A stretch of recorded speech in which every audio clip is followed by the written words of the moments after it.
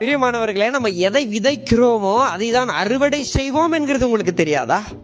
நீங்க எதை விதைக்கிறீங்களோ அதுதான் கர்த்தரால உங்களுக்கு கொடுக்க முடியும். அப்ப நீங்க எவ்வளவு காணிக்கையா கொடுக்குறீங்களோ அவ்வளவாதான் ஆண்டவர் உங்களை ஆசீர்வதிக்க முடியும். கர்த்தர் வார்த்தையை தானே விதன் பேசிருக்கிறாரு. இவரு என்னடான்னா காணிக்கை எத்தனை வந்து விதன் பேசிக்கிட்டு இருக்கிறாரு.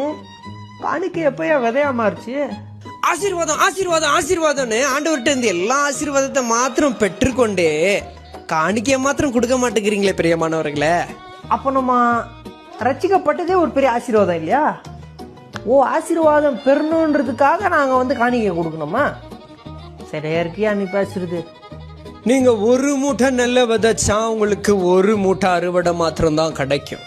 நீங்க 100 மூட்டை நெல்லை விதைச்சிங்கனாக்கா தான் உங்களுக்கு 100 மூட்டை அறுவடை கிடைக்கும்.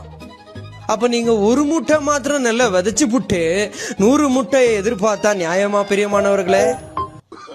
நாங்க எதுக்கே விதைக்கணும்?